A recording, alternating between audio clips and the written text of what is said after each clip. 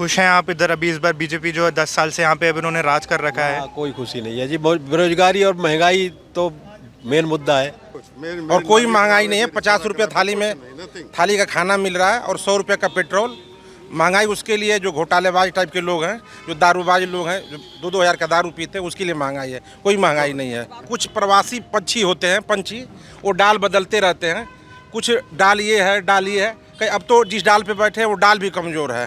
तो इस बार आपको क्या लगता है कि किसके ज़्यादा चांसेस हैं इस बार आने के?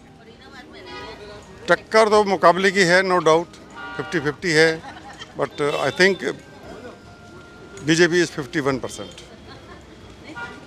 कांग्रेस 49%।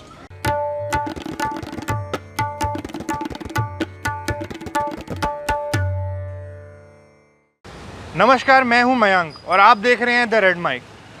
आज हरियाणा में वोटिंग है। आपने हमारी ग्राउंड रिपोर्ट्स तो देखी होंगी। बीजेपी और कांग्रेस की एक सीधी लड़ाई नज़र आ रही है। आइए जानते हैं यहाँ के लोगों से कि उनके क्या विचार हैं और चुनाव को लेके उनकी क्या उम्मीदें हैं।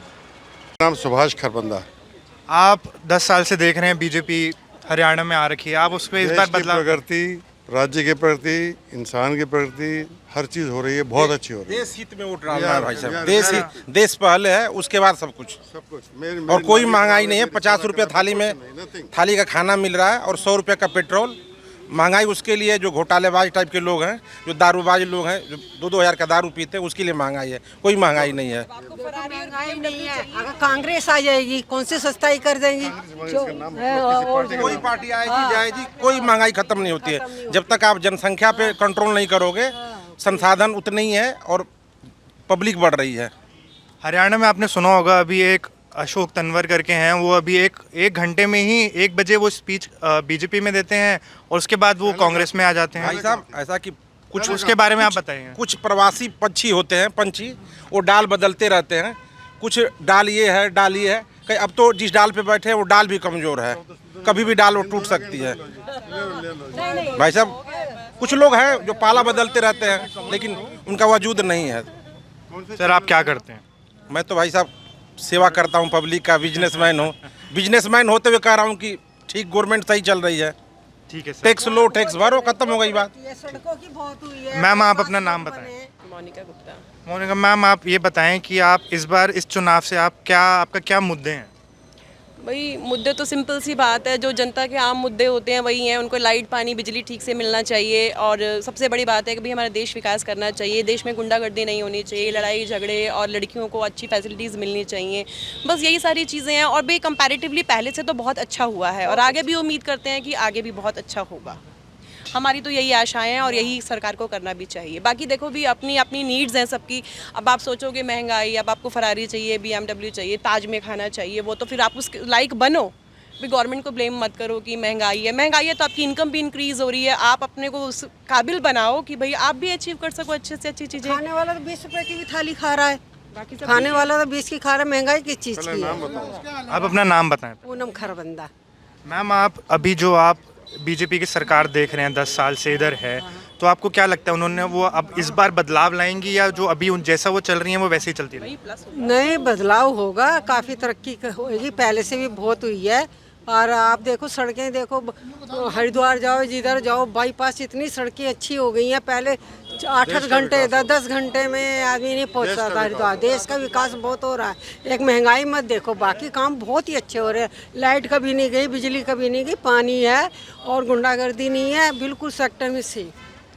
सर, आप ये बताएं कि इस बार जो कांग्रेस और बीजेपी की टक्कर है, तो इस बार आपको क्या लगता है कि किसके ज़्यादा चांसेस हैं इस बार आने के? टक्कर तो मुकाबले की है, नो डाउट 50-50 है, but I think BJP is 51%, Congress 49%। Sir, बहुत शुक्रिया हमारे साथ बात करने के लिए। सर, पहले तो अपना आप नाम बताएं। मेरा नाम मुनीश कौशिक है और मैं सेक्टर 28 फरीदाबाद में रहता हूँ। सर, इस बार आप किस प्रमुख मुद्दे को लेकर वोट देने आए थे? सर, मुद्दा हमारा देश हित, राष्ट्र हित होता है हमेशा ही। और अभी जैसे कि आपने देखा होगा इलेक्शन में जो चल रहा है कि ऐसा कुछ है नहीं कि जिसके खिलाफ हम बोल सके। बीजेपी के खिलाफ है, कुछ बोल सके, किसी पार्टी के खिलाफ बोल सकें। लेकिन हाँ, यहाँ पे जो कैंडिडेट हैं उन्होंने बहुत अच्छा काम किया है, इसलिए हम दोबारा इसको चाहेंगे, राजेश नागर जी को। आप क्या करते हैं? मैं सॉफ्टवेयर इंजीनियर हूँ। तो माइक्रोसॉफ्ट कंपनी में हूँ। तो अगर आप देखेंगे इस बार जो टक्कर है बीजेपी और कांग्रेस की हरियाणा में, हाँ जी। पर आप इस बार आपको क्या लगता है कि इस बार किसका सबसे ज़्यादा प्रभाव है आने का? देखो, हरियाणा का तो मैं ज़्यादा नहीं कह सकता, लेकिन अपने यहाँ फरीदाबाद में तो ज़्यादा टक्कर नहीं है। हाँ, हरियाणा में ये हो सकता है एंटी कम्बेंसी कहीं जगह हो, या कुछ किसी भाई नेता का विशेष प्रभाव हो, लेकिन यहाँ ऐसा कुछ नहीं है। यहाँ पे ग्राउंड लेवल से ही बीजेपी है। इस बार जो बहुत ज़्यादा मुद्दा उठाया जा रहा है कि बेरोज़गारी का, साफ़ सफाई का, तो आपको लगता है कि इस बार आने वाले टाइम में ये सब चीज़ें सॉल्व की जाएंगी, सुधारी जाएंगी? देखो जी, बेरोज़गारी का तो ये है कि जैसे मैं भी सॉफ्टवेयर्स में हूँ, हमारी कंपनी में भी स्किल्ड लेबर की हमेशा ज़रूरत रहती है। इवन हमारे जो यहाँ सोसाइटीज़ हैं, इनमें भी हमारे जो लेबर्स हैं या फिर काम वाले हैं या फिर ड्राइवर्स हैं, वो भी स्किल्ड चाहिए होते हैं। अब जिसमें स्किल नहीं होगा उसको नौकरी कौन देगा? तो इसलिए मैं तो यही चाहूँगा, स्किल्ड लेबर मिलेगी तो हर जगह नौकरियाँ हैं, अन्यथा तो कहीं नहीं है। हर किसी को गवर्नमेंट जॉब कोई भी नहीं दे सकता। तो ये मेरा विचार है, मेरा निजी विचार है। और दूसरी बात आपने जो कही सफाई के लिए, सफाई में जी आपने पहले फरीदाबाद नहीं देखा शायद, पहले से तो बहुत ज़्यादा फ़र्क है। रोड्स देखो कितना अच्छे हैं। 10 साल पहले के फरीदाबाद के और आज के फरीदाबाद को कंपेयर किया जाए तो ज़मीन आसमान का अंतर है। अब हाँ, कहीं कहीं सफाइयों का मैं आपसे एग्री करता हूँ, सफाई का इशू है और वो रिजॉल्व भी होना चाहिए, और उसके लिए निरंतर हम जो है शिकायतें भी करते रहते हैं। कई बार एक्शन होता है, कई बार नहीं होता है। यही है। ठीक है सर, हमसे बात करने के लिए बहुत बहुत शुक्रिया। Thank you. Thank you sir. नाम बताइए। धर्मेंद्र गुप्ता। धर्मेंद्र जी, आप इस चुनाव में आप देख रहे हैं कांग्रेस और बीजेपी की जो अलग ही सीधी लड़ाई देखी जा रही है इस बार, तो आप क्या उम्मीद से वोट करने आए हैं यहाँ पे, और आप क्या अपना फ्यूचर के बारे में सोचते हैं? देखो जी, जो अच्छा काम करेगा उसके लिए वोट तो है ही। बाकी जो आने वाली पीढ़ी है उसके लिए अच्छी नौकरी, अच्छा मतलब जो भी है उसको सुविधा मिलनी चाहिए। बाकी जो अच्छा काम करेगा उसके लिए तो है ही है। आप अगर आप इस बार देख रहे हैं, इस बार बेरोज़गारी का भी बहुत बड़ा मुद्दा उठाया जा रहा है कि आपको लगता है कि बेरोज़गारी अगर नई सरकार आती है तो बेरोज़गारी कम होगी या कैसी चलेगी? देखो, बेरोजगारी का तो ये है, अगर काम अच्छा होगा तो थोड़ा सा इंतज़ार करना पड़ेगा। इंतज़ार करेंगे तो मैं जॉब भी है, सब कुछ बढ़िया है, मिलेगा, वो कोई नहीं है, थोड़ा इंतज़ार करना पड़ेगा। वैसे सब बढ़िया चल रहा है, जो है वो बढ़िया है। और अगर अभी आपने देखा होगा यहाँ पे डेवलपमेंट का है, तो आपको लगता है कि जो अब नई सरकार आएगी वो कुछ नया करेगी यहाँ पे, या वो कुछ नया ला सकती है? देखो, नई सरकार जो आएगी उसको करने के लिए टाइम चाहिए होता है हर सरकार को, तो टाइम के हिसाब से जो हो रहा है वो ठीक हो रहा है। चाहे नई हो चाहे पुरानी हो, सरकार को जो भी आएगी उसको फिर दोबारा से रिपीट टाइम लेना पड़ेगा।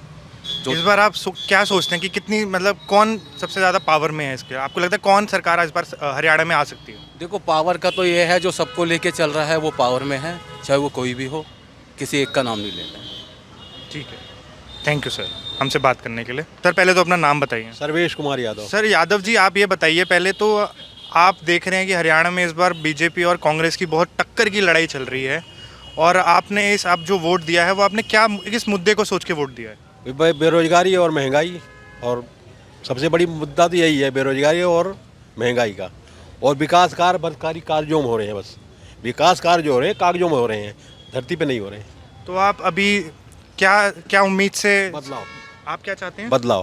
बदलाव आप चाहते हैं इस सरकार से। अगर आपको इस बार किसकी सबसे ज़्यादा उम्मीद है आने की? वैसे तो कांग्रेस को उम्मीद है, फाइट में दोनों ही हैं बस। बट अगर आप देखें वैसे भी कि हरियाणा में तो आजकल ऐसा सुना जाता है कि हर एक घंटे में एक इधर का बीजेपी का बंदा कांग्रेस में आ रहे हैं, मतलब आपस में इधर उधर हो रहे हैं।